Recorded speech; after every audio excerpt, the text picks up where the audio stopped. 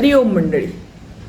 शांताकारं भुजगशयनं पद्मनाभं सुरेशं विश्वाधारं गगनसदृशं मेघवर्णं शुभांगं लक्ष्मीकान्तं कमलनयनं योगिहृद्ध्यानगम्यं वंदे विष्णुं भवभयहरं सर्वलोकैकनाथं.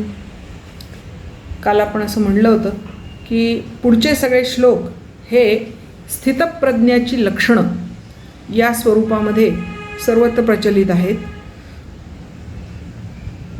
अर्जुनाने प्रश्न विचारला आहे.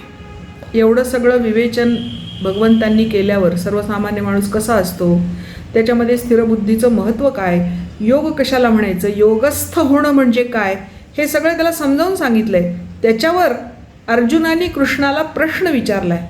तो प्रश्न इथे 54व्या श्लोकामध्ये आपल्याला दिसतो.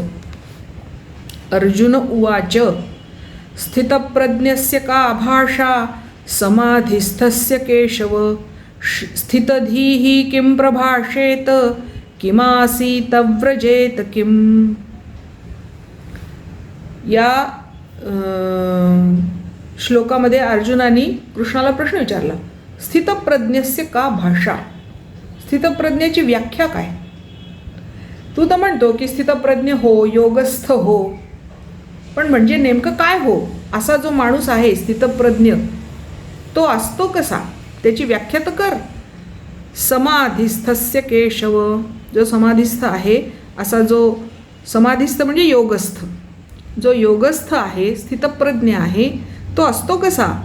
स्थितधीः किं प्रभाषेत, हा स्थिरबुद्धीवाला माणूस, धी म्हणजे बुद्धी, स्थितधीः स्थिर बुद्धी असलेला हा माणूस, स्थितप्रज्ञ असलेला हा माणूस किं प्रभाषेत बोलतो कसा, किम आसीत बसतो कसा, व्रजेत किम चालतो कसा, ते सांग.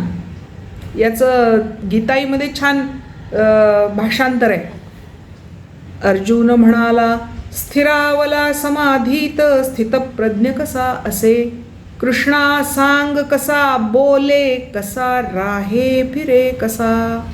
3 प्रश्न विचारले, 4. एक, तो बोलतो कसा, तो राहतो कसा, तो फिरतो कसा आणि तो असतो कसा, असे 4 प्रश्न अर्जुनाने कृष्णाला या श्लोकामध्ये विचारलेले आहेत. कारण अर्जुनाच्या मनात असं आहे की मी जर योगाला प्राप्त होईल समजा, तर मला कसं कळेल की मी योगस्थ झालो. मग मला हे कळलं, मला कळलं पाहिजे ना तो की स्थितप्रज्ञ कसा असतो. समाधी प्राप्त झालेला, परमात्म्याला प्राप्त झालेला माणूस कसा असतो.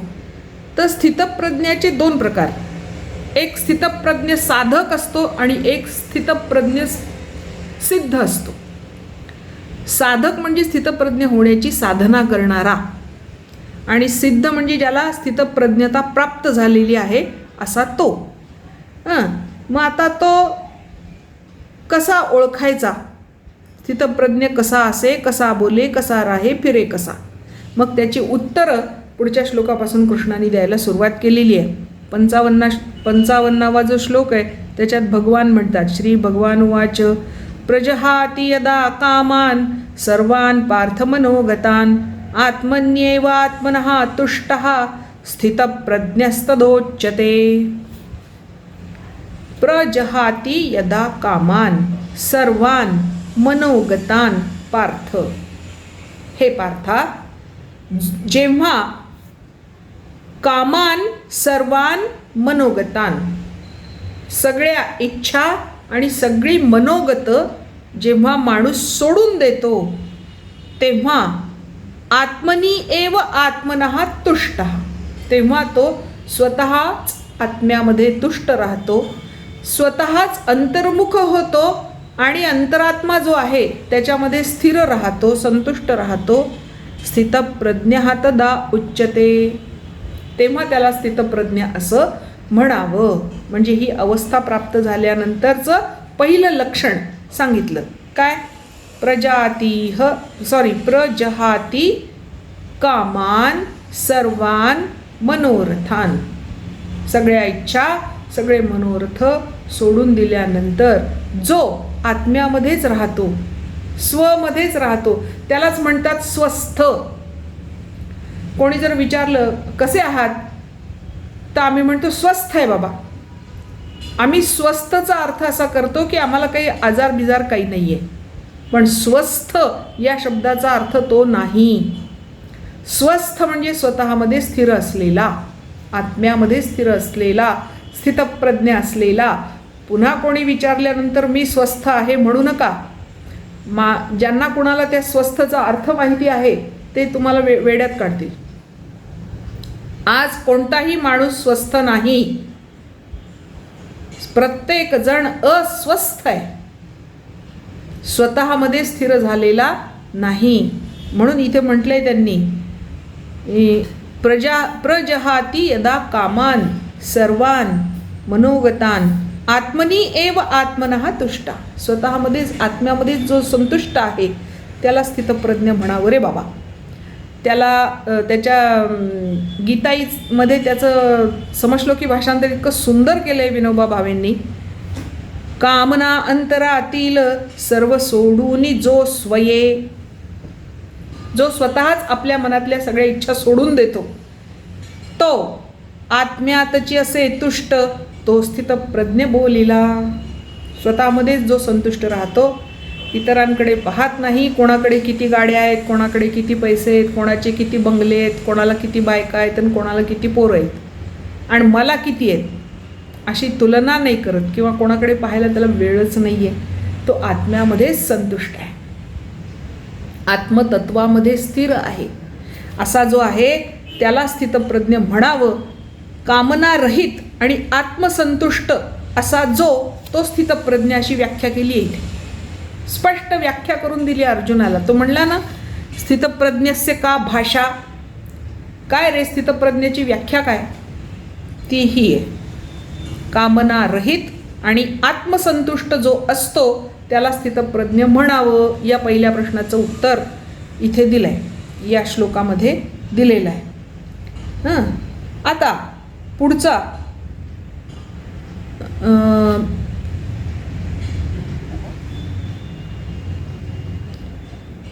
पुढचे 3 श्लोक सलग आपण घेणार आहोत. नाही 2, 56,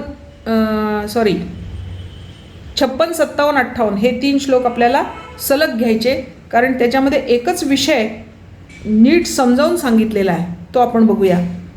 दुःखेष्व अनुद्विग्न मनः सुखेषु विगत स्पृहः वीतराग भयक्रोधः स्थितधीर मुनिरुच्यते. नसे दुःखात उद्वेग सुखाची लालसा नसे. नसे तृष्णा भयक्रोध तो स्थितप्रज्ञ संयमी.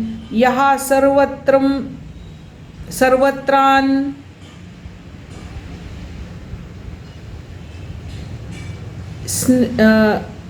अनमिस्नेहात तत्प्राप्य शुभाशुभम. न अभिनंदति न द्वेष्टी तस्य प्रज्ञा प्रतिष्ठिता. सर्वत्र जो अनासक्त बरे वाईट लाभता. न उल्लासे न संतापे त्याची प्रज्ञा स्थिरावली. यदा संहरते चायम कूर्मोंगानीव सर्वशः इंद्रियाणींद्रियार्थेभ्यः तस्य प्रज्ञा प्रतिष्ठिता. घेई ओढूनि संपूर्ण विषयातून इंद्रिये. जसा कासवतो अंगे तेव्हा प्रज्ञा स्थिरावली. पहिल्या प्रश्नाचं उत्तर दिलं का भाषा, तर कामनारहित आणि आत्मसंतुष्ट असतो तो स्थितप्रज्ञ म्हणावा. दुसरा प्रश्न किम प्रभाषेत, तो बोलतो कसा. सुख दुःखेषु अनुद्विग्न मनः. सुखदुःखाच्या बाबतीमध्ये त्याच्या मनामध्ये कधी उद्वेग निर्माण होत नाही. सुखेषु विगत स्पृहः. सुखाची इच्छाच त्याच्या मनात निर्माण होत नाही, कारण ऐहिक सुख त्याला नकोच आहे. त्याला जे सुख मिळवायचं आहे ते चिरंतन सुख त्याला मिळालेलं आहे, त्याच्यामुळे सुख मिळविण्याची इच्छा त्याच्या मनामध्ये नसते. वीतराग भयक्रोध हा वैरागी आहे, तो वैराग्य प्राप्त झालेला. वीतराग म्हणजे वैराग्य, म्हणजे कशाबद्दलही आसक्ती त्याच्या मनात नाही आहे असा तो आहे. राग म्हणजे आसक्ती किंवा प्रेम. कशाबद्दलही त्याला आता प्रेम नाही, ऐहिक सुखांबद्दल, आणि ऐहिक उपभोगांबद्दल आसक्ती पण नाही आहे. म्हणून तो वीतराग, भयक्रोध, ज्याला कशाचं भय नाही आणि कशामुळेही ज्याच्या मनामध्ये क्रोध निर्माण होत नाही. स्थितधीही, अशा त्या माणसाला स्थितधीही, स्थिरबुद्धीचा, मुनिरुच्यते, सगळे ऋषीमुनी त्याला स्थिरबुद्धीचा माणूस असं म्हणतात, म्हणजे स्थितप्रज्ञ असं म्हणतात. किम प्रभाषेत, तो असं बोलतो की ज्यामुळे त्याच्या मनामध्ये दुःख नाही, दुःखाबद्दल उद्वेग नाही, सुखाबद्दल अपेक्षा नाही, ज्या वैराग्य आहे, भय क्रोधाची त्याला बाधा नाही हे कळतं, असं जो बोलतो तो स्थितप्रज्ञ आहे असं म्हणावं. त्याचं मराठी भाषांतर गीताईमध्ये असं केलेलं आहे. नसे दुःखात उद्वेग, दुःखामध्ये उद्वेग नाही, सुखाची लालसा नसे, सुखाची इच्छा पण नाही, नसे तृष्णा, भय क्रोध, वैराग्य आहे म्हणजेच तृष्णा नाही, कशाबद्दलची ओढ नाही, मला हे मिळवायचे, मला ते मिळवायचे, माझं हे करायचं राहिले, माझं ते करायचं राहिले, मला दुसरी PhD करायची, काही नाही, त्याच्याकडे काही नसतं. तो स्थितप्रज्ञ संयमी, तो स्थितप्रज्ञ पण आहे आणि संयमी पण आहे. संयमी म्हणजे ज्याला योग प्राप्त झाला आहे तो, योग प्राप्त झालेल्या माणसाला संयमी म्हणतात. तर तसा तो असतो असं दुसऱ्या प्रश्नाचं उत्तर दिलं आहे. आता पुढच्या श्लोकामध्ये तिसऱ्या प्रश्नाचं उत्तर दिलं आहे. नाही, अजून दुसऱ्याच प्रश्नाचं उत्तर आहे 57व्या श्लोकामध्ये. यहा सर्वत्रान स्नेहस्तत् प्राप्य शुभाशुभम न अभिनंदती न द्वेष्टी तस्य प्रज्ञा प्रतिष्ठिता. सर्वत्र जो अनासक्त, सगळ्या बाबतीत जो अनासक्त आहे, ऐहिक सुखही नको आणि पारमार्थिक सुखही ज्याला नको आहे, सगळ्यांच्या बाबतीत तो अनासक्त आहे. बरे वाईटला प्राप्य शुभ अशुभाम, त्याला शुभ गोष्टी प्राप्त झाल्या किंवा अशुभ गोष्टी प्राप्त झाल्या तरीही त्याच्याहीबद्दल त्याला काही देणं घेणं नसतं. चांगलं झालं तरी ते काही त्याला फारसं त्याचा आनंद होत नाही आणि वाईट झालं तर त्याचं दुःख पण होत नाही. न अभिनंदती न द्वेष्टी न उल्हासे न संतापे. अभिनंदती उल्हास दाखवणे, न अभिनंदती कशातही तो उत्साह उल्हास असं दाखवत नाही, आणि न संतापे कशाचा संतापही नाही त्याला. द्वेष्टी, द्वेष क्रोध निर्माण होत नाही, द्वेष निर्माण होत नाही, संताप निर्माण होत नाही.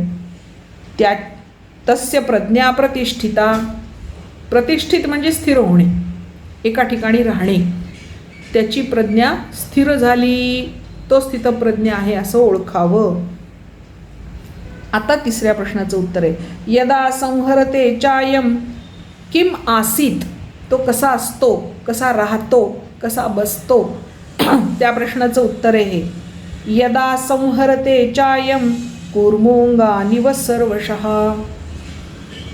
ज्याप्रमाणे कूर्म म्हणजे कासव हा त्याच्यावर संकट येईल असं वाटलं की सगळे आपले हात पाय तोंड आपल्या त्या कवचाच्या खाली झाकून घेतो आणि सुरक्षित राहतो. सगळे बाहेरचे अवयव आतमध्ये ओढून घेतो आणि त्या आवरणाखाली तो राहतो. यदा संहरते म्हणजे एकत्र करतो, जवळ ओढून घेतो. कूर्म अंगान इव सर्वशः, सगळ्या बाजूचे आपले सगळे बाह्य अंग आतमध्ये ओढून घेतो. इंद्रियाणि इंद्रियार्थेभ्यः तस्य प्रज्ञा प्रतिष्ठिता.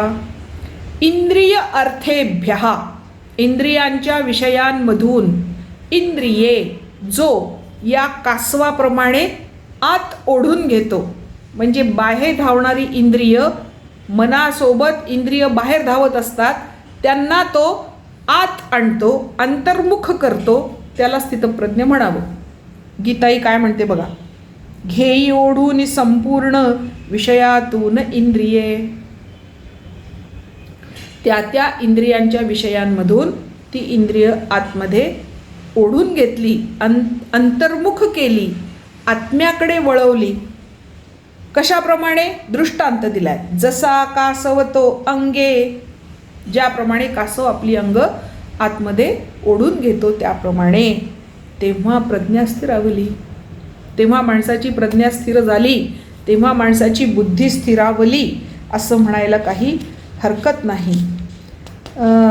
इंद्रिय संयम ज्याला जमला त्याला हे जमतं. आता याच्या पुढच्या श्लोकांमध्ये त्या स्थितप्रज्ञ माणसाचं अधिक गुणवर्णन केलेलं आहे आणि त्याचं महत्त्व पण सांगितलेलं आहे. पहा, विषया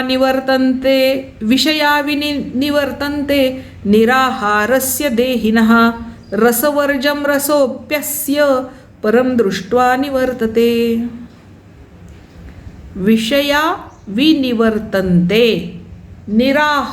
निराहारस्य देहिनः. निराहार, जो ज्याला आहारच घ्यायची गरज पडत नाही त्याला म्हणतात निराहार. आपल्याकडे निराहार उपवास असतो, म्हणजे आहार न घेता उपास करणं. त्याचं अपभ्रंश झाला निराळा उपास. अरे निराळा बिराळा काही नाही आहे, निराहार, कुठल्याही प्रकारचा आहार न घेता केलेला उपवास, त्याला निराहार उपवास म्हणतात. मग इथे निराहार देहिनः, देहीन जो आहे तो निराहार जेव्हा राहतो तेव्हा जेव्हा विषयः निवर्तन्ते, विषयांमधून ते इंद्रिय निघून जातात तेव्हा ते निराहार होतात. असं आहे, प्रत्येक इंद्रियाचा विषय हा त्याचा आहार आहे, त्या आहारावर ते पोचले जातात. उदाहरण घेऊ आपण. डोळे हे एक ज्ञानेंद्रिय आहे. या डोळ्यांना उत्तम निसर्ग सौंदर्य दिसणं हा त्या डोळ्यांचा आहार आहे. चांगले ग्रंथ वाचायला मिळणं हा त्या डोळ्यांचा आहार आहे. जे जे सुंदर आहे ते पाहणं हा त्या डोळ्यांचा आहार आहे. तसंच सगळ्या इंद्रियांना वेगवेगळे विषय आहेत आणि त्या वेगवेगळ्या विषयांमध्ये त्या इंद्रियांचे वेगवेगळे आहार आहेत. जर या इंद्रियांना त्यांचे आहार दिलेच नाहीत, म्हणजे विषयांमधून त्यांना आत ओढून घेतलं, मागच्या श्लोकात सांगितलं त्याप्रमाणे, तर ते काय होतील? निराहार. जेव्हा हे होतील तेव्हा रसवर्जम, रस म्हणजे विषय, वर्ज म्हणजे निघून जाणे, ज्याच्यातून विषय पूर्णपणे निघून गेले आहेत असा रसो अपि अस्य, आणि ज्यातला स्वतःतला रससुद्धा निघून गेला आहे असा परम दृष्ट्वा निवर्तते. तो आत्मदर्शन, पर म्हणजे आत्मा, आत्मदर्शनाने शांत होतो. बाहेरच्या धावणाऱ्या इंद्रियांना अंतर्मुख केलं आणि त्याला आत्मदर्शन झालं की मग तो शांत होतो, स्थिर होतो. माणसाला स्थिर करण्याची हा एक उपाय सांगितलेला आहे. गीताईमध्ये कसं म्हणलंय बघा, निराहार बळे बाह्य सोडी विषय साधक. बाह्य विषय सोडी, निराहार, इंद्रियांना आहार दिला नाही की साधक बाह्य विषय सोडून देतो, म्हणजे बाह्य विषयांपासून परावृत्त होतो, परांगमुख होतो.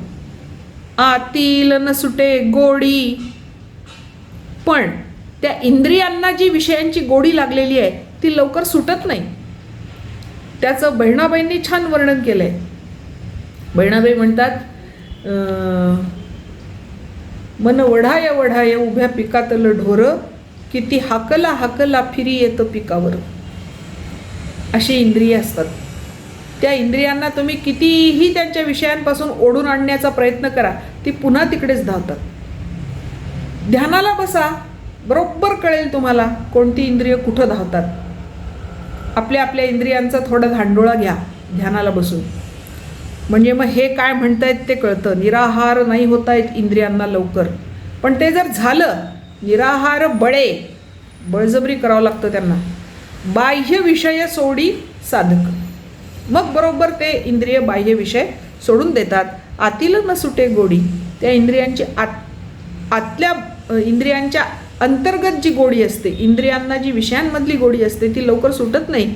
मग काय, ती जळे आत्मदर्शने. त्याला एकदा त्या इंद्रियांना एकदा आत्मदर्शन झालं, ती अंतर्मुख झाली आणि त्यांना आत्मदर्शन झालं, तर ती गोडीसुद्धा त्यांची नष्ट होते आणि मग तो स्थितप्रज्ञ होतो. आता ही रसवृत्ती राहते कुठे, तर साधकांच्या अहंकारामध्ये राहते. मी, माझा, माझं, माझं, माझं, मला, मला हे सुटलं की बरोबर ती आसक्तीसुद्धा निघून जाते. आता ज्ञानेश्वर याबद्दल काय म्हणतात ते बघा. जैसी वरीवरी पालवी खुडीजे आणि मुळी उदक घालीजे, कैसे निनाशू निपजे तया वृक्षा. हे जे आतील न सुटे गोडी त्याचं वर्णन इथे केलं आहे. जैसी वरीवरी पालवी खुडीजे, वरवर झाडाची पालवी खुडली आपण आणि मुळी उदक घालीजे आणि झाडाच्या मुळाशी पाणी टाकलं. कैसे निनाशू निपजे तया वृक्षा. कसं काय तो वृक्ष नष्ट होईल किंवा वाळून जाईल, त्याला उलट आणखी पालवी फुटेल ना. तशी ही इंद्रिय आहेत. या इंद्रियांना बळजबरीने आत आणायचा प्रयत्न केला तरी पण, आणि मनामध्ये सारखा विचार त्या इंद्रियांच्या विषयांचाच चालू ठेवला, तर ती इंद्रिय कशी काय निराहार होतील. ती निराहार व्हायची असतील तर चित्ताला सुद्धा अंतर्मुख करावं लागेल. मग अर्जुना स्वभावे ऐसियाही नियमाते पावे, जे परब्रह्म अनुभवे होऊन जाईजे. अनुभूती यायला पाहिजे. कशी यायला पाहिजे, स्वभावे, नैसर्गिकरित्या, आपोआप. ऐसे याही नियमाते पावे, त्या नियमापर्यंत पोहोचावं. जे परब्रह्म अनुभवे होऊन जायचे. परब्रह्माचा अनुभव घ्यावा. अनुभूती आली की माणूस त्याप्रमाणे वर्तन करायला सुरुवात करतो.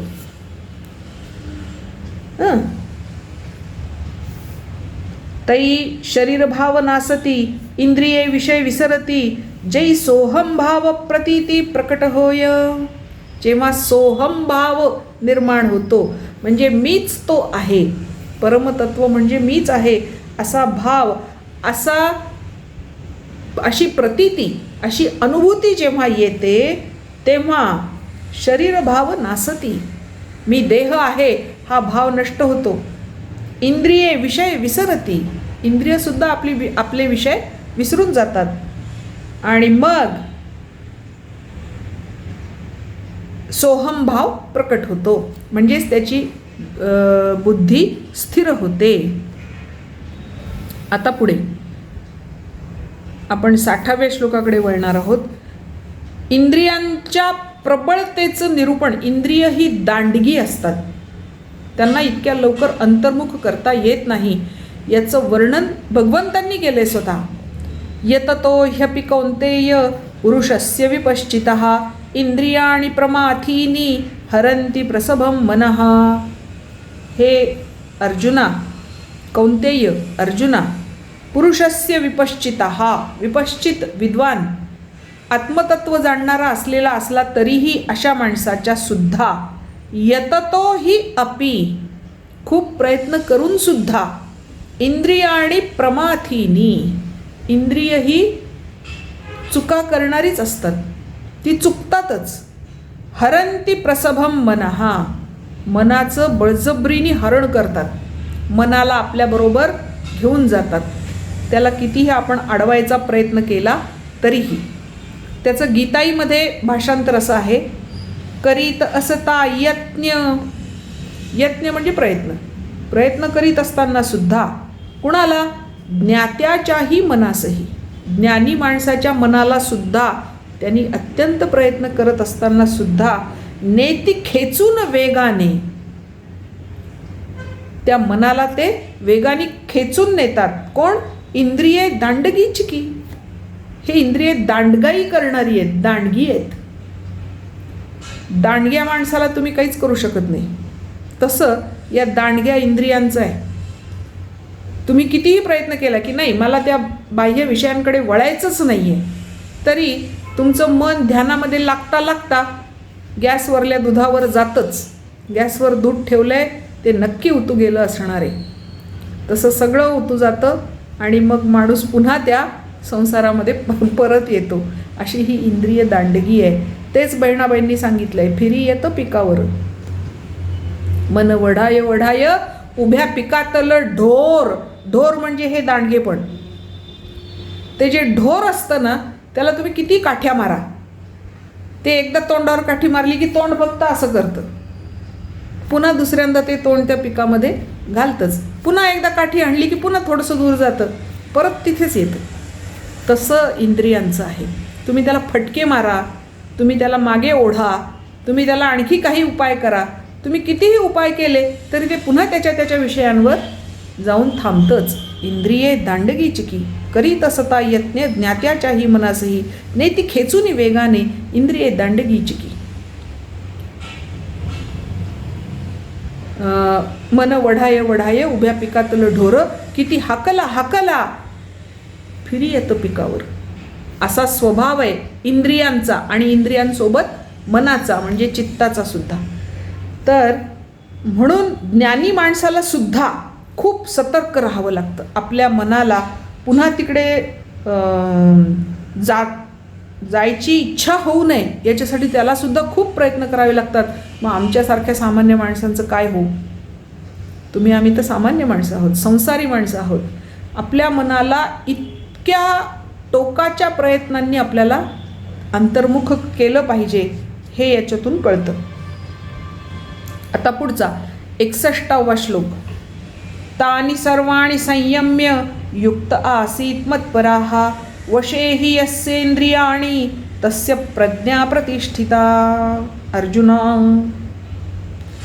असे आहेत इंद्रिय दांडगे, पण त्यांना तर अडवावंच लागेल. मग इथे उपाय सांगितला. तानि सर्वाणि संयम्य युक्त आसीत मत्परः. त्या सगळ्यांवर संयम करून मतपरायण व्हा, म्हणजे तुमचं सगळं चित्त माझ्याकडे लावा. वशेही यस्य इंद्रियाणी, ज्याला इंद्रिय वश झाली, तस्य प्रज्ञा प्रतिष्ठित, त्याची प्रज्ञा त्याची बुद्धी स्थिर झाली असं समजावं. अर्जुना, जेव्हा तुला असं वाटेल की माझी इंद्रिय मला वश झालेली आहेत, मी पाहू असं म्हटलं तरच ती पाहतील, मी ऐकू असं म्हटलं तरच ती ऐकतील, मी चाखू असं म्हटलं तरच ती चाखतील, मी बोलू असं म्हटलं तरच ती बोलतील, असा जेव्हा माझा अधिकार त्यांच्यावर प्राप्त होईल तेव्हा प्रज्ञा तुझी स्थिर झाली असं तू समजायला हरकत नाही. गीताईमध्ये छान भाषांतर आहे. त्या असरोधोनी युक्तीने राहावे मत्परायण. त्या इंद्रियांना युक्तीने अडवून मत्परायण राहावं, म्हणजे माझ्यामध्येच रममाण व्हावं. इंद्रिये जिंकली ज्याने त्याची प्रज्ञा स्थिरावली. ज्याने इंद्रियांना जिंकलं त्याची बुद्धी स्थिर होते. म्हणजेच युक्तिपूर्वक इंद्रिय संयम करून परमेश्वर परायण होणं हा स्थितप्रज्ञ होण्याचा उत्तम उपाय आहे. निष्कामता आणि अनन्यता ही ती युक्ती आहे. कोणती युक्ती? इंद्रियांना हे करायची, निष्काम झालं पाहिजे, म्हणजे कुठल्याही प्रकारच्या इच्छा मनात निर्माण नाही होता कामा. आणि अनन्यता, अनन्य भक्ती परमेश्वराची. मतपरायण होणं म्हणजे भगवतपरायण होणं, म्हणजे भगवंताबद्दल अनन्य भक्ती मनामध्ये निर्माण होणं, त्याला म्हणतात मतपरायणता. आता ज्ञानदेवी काय म्हणते बघूया. जैसा का विषाचा लेशू घेतलिया होय बहुवसू मग निभ्रांत करी नाशू जीवितासी. बघा, विषाचा एक थेंब, लेशू म्हणजे किंचित थोडंसं जरी विष, घेतलिया होय बहुवसू, एवढूसा एक थेंब जरी जिभेवर टाकला तरी तो संपूर्ण देहामध्ये लगोलग पसरतो आणि मग निभ्रांत करी नाशू जीविताशी, संपूर्ण जीविताचा तो नाश करून टाकतो, संपवून टाकतो. तैसी विषयांची शंका मनी वसती देखा घातू करीती अशेखा विवेकजाता, विवेकजात ज्ञानी माणूस जो असतो त्याच्या बाबतीत काय होतं? विषयाची शंका निर्माण झाली. मनी वसती देखा, ती त्याच्या मनामध्ये स्थिर झाली. घातू करी ती अशेखा, त्याच्या विवेकाचा ते विषय पूर्णपणे घात करतात. म्हणून माणसानी त्याला युक्तीने रोधावं, त्यासी रोधून युक्तीने राहावे मतपरायण. इंद्रिये जिंकिली ज्याने, त्याची प्रज्ञा स्थिरावली. आता 62वा श्लोक. विषय आसक्तीमुळे अधःपतन होतं हे सांगण्याची एक साखळी इथे भगवंतांनी आपल्याला या 2 श्लोकांच्या माध्यमातून ती साखळी, ती एकात एक अडकलेली कडी आपल्याला दाखवलेली आहे. काय आहे ती बघू. अधःपाताची साखळी. ध्यायतो विषयान् पुंसः संगस्तेषुपजायते. संगात् जायते कामः कामात् क्रोधोऽभिजायते. क्रोधात् भवति सम्मोहः सम्मोहात् स्मृतिविभ्रमः. स्मृतिभ्रंशात् बुद्धिनाशो बुद्धिनाशात् प्रणश्यति. अधःपतनाची माणसाच्या ही एक साखळी आहे बघा. ध्यायतो विषयान् पुंसः, माणूस जेव्हा विषयांचं ध्यान करायला लागतो, म्हणजे डोळ्यांना जे आवडतं त्याचं ध्यान, कानाला जे आवडतं त्याचं ध्यान, जिभेला जे आवडतं, भजे, पाऊस पडतोय बाहेर, मस्तपैकी गरम गरम भजे पाहिजेत की झालं, सगळी गीता आहे तिथे राहून जाते आणि सगळं ध्यान कुठे जातं? भज्यांमध्ये. ध्यायतो विषयान् पुंसः, माणूस जेव्हा विषयांचं ध्यान करतो तेव्हा संगः तेषु उपजायते, त्या विषयांचा संग त्याला निर्माण होतो.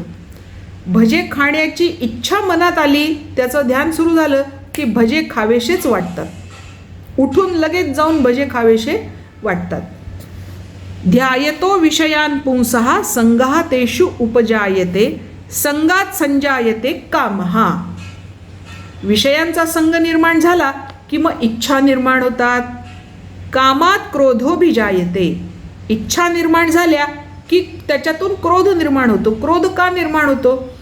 एक पहिली गोष्ट म्हणजे जी इच्छा निर्माण झाली ती पूर्ण नाही झाली की माणसाला राग येतो, किंवा त्याच्यात काही अडथळा आला तरी माणसाला राग येतो. म्हणून विषयातून संग, संगातून काम, कामातून क्रोध, क्रोधातून सम्मोह.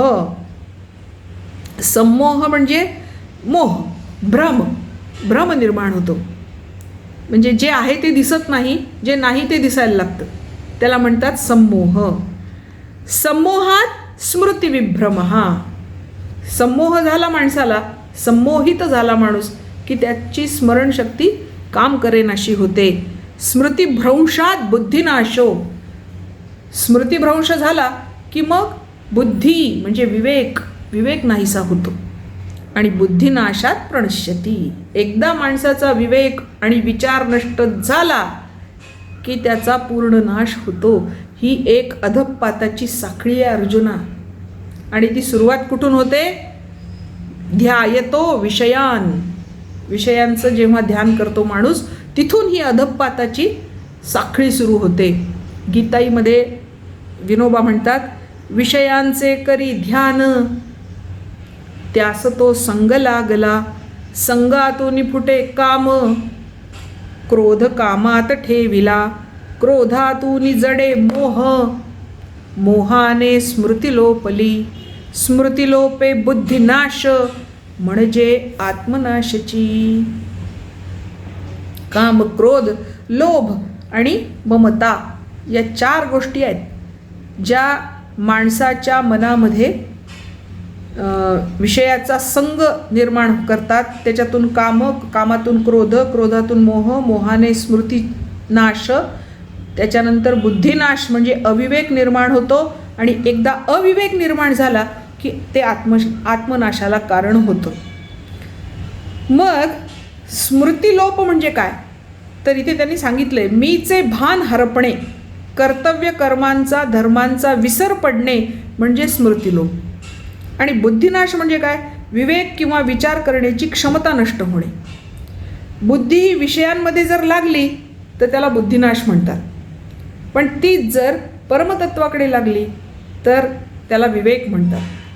तेव्हा या गोष्टी जर आम्ही लक्षात ठेवल्या तर आम्हाला ही जी अधःपाताची साखळी आहे त्याच्यातून स्वतःला सोडवता येतं. याबाबत ज्ञानेश्वर काय म्हणतायत बघा. चैतन्याच्या भ्रंशी शरीरा दशा जैशी, तैसे पुरुषा बुद्धिनाशी होय देख. चैतन्याच्या भ्रंशी, शरीरातलं चैतन्य जर भ्रष्ट झालं तर शरीरा दशा जैशी, शरीराची जशी दशा होते, तैसे पुरुषा बुद्धिनाशी होय देख. तसं माणसाच्या बाबतीत बुद्धिनाश झाल्यावर होतं. शरीरातलं चैतन्य जर भ्रष्ट झालं तर जशी माणसाची हतबल अवस्था होते, इंद्रिय सगळी गलितगात्र होतात, तसं बुद्धिनाश झालेल्या माणसाचं होतं. म्हणून ऐके अर्जुना, जैसा विस्फुल्लिंग लागे इंधना, मग तो प्रौढ जालिया त्रिभुवना पुरोषके. ऐक माझा अर्जुना, जैसा स्फुल्लिंग लागे इंधना, इंधनाच्या जागी विस्तून येऊन ठेवला, मग तो प्रौढ जालिया त्रिभुवना, तो त्रिभुवनाला जाळीत सुटतो. त्याप्रमाणे हे सगळे तैसे विषयांचे ध्यान, त्या पद्धतीचं हे विषयांचं ध्यान आहे. जरी विपाये वाहे मन, जर ते विषयांचं ध्यान मनामध्ये सहज रुजलं तरी येसणे हे पतन गिवसीत पावे. तुझं पतन होणं हे निश्चित आहे. त्या पतनापासून स्वतःला तुला वाचवायचं आहे, असं या अधःपाताच्या एका साखळीच्या माध्यमातून भगवंतांनी अर्जुनाला समजावून सांगितलेलं आहे. इथे आपण थांबूया. चौथ्या प्रश्नाचं उत्तर उद्या आपण घेणार आहोत. आज हे 3 प्रश्नांची उत्तरं आपण पाहिली. त्या 3 प्रश्नांच्या उत्तरांचे जेवढे श्लोक आहेत तितके आज आपण म्हणणार आहोत आणि थांबणार आहोत. तर काल आपण 54 श्लोकापर्यंत पाहिलं होतं, 53 पर्यंत पाहिलं होतं, आणि आज आपण 63 श्लोकापर्यंत वाचणार आहोत. 54 ते 63. अर्जुन उवाच स्थितप्रज्ञस्य का भाषा, स्थितप्रज्ञस्य का भाषा, समाधिस्थस्य केशव, समाधिस्थस्य केशव, स्थितधीः किं प्रभाषेत, किमासीत व्रजेत किं, स्थितधीः किं प्रभाषेत, किमासीत व्रजेत किं.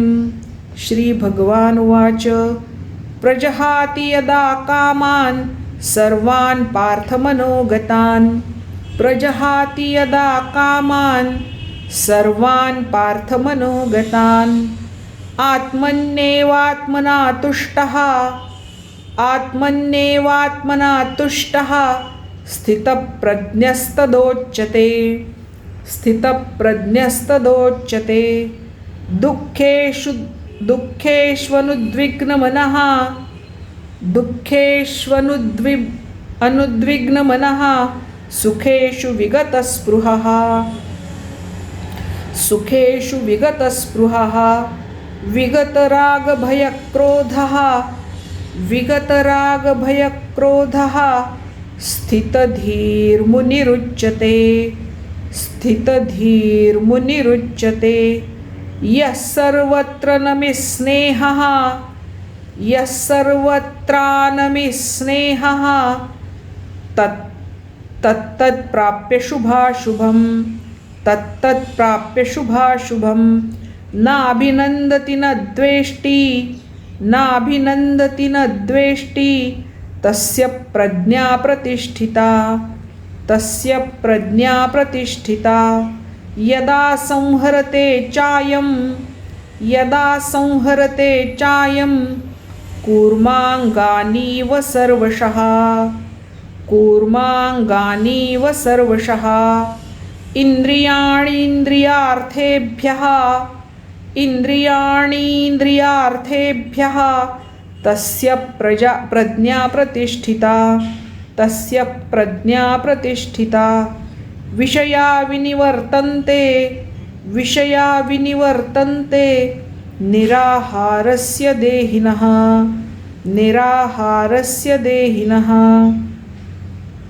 रसवर्जं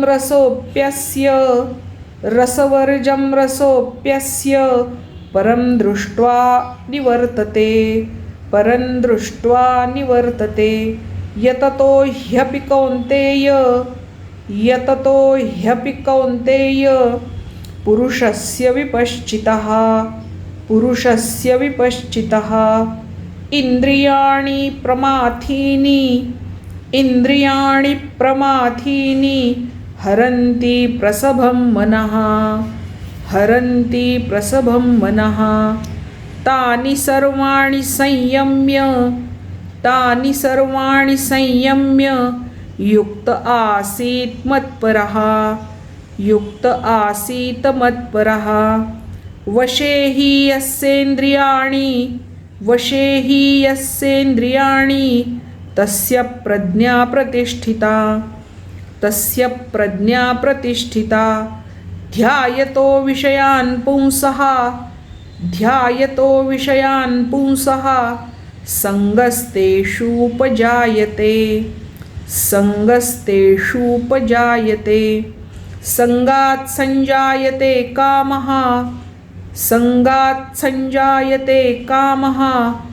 कामात् क्रोधोऽभिजायते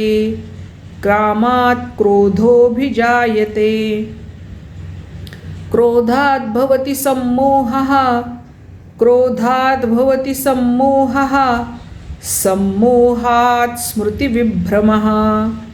सम्मोहात् स्मृतिविभ्रमः स्मृतिभ्रंशात् बुद्धिनाशो बुद्धिनाशात् प्रणश्यति हरिः ओम. आज इथे थांबूया. पुढचा विषय आपण उद्या घेणार आहोत.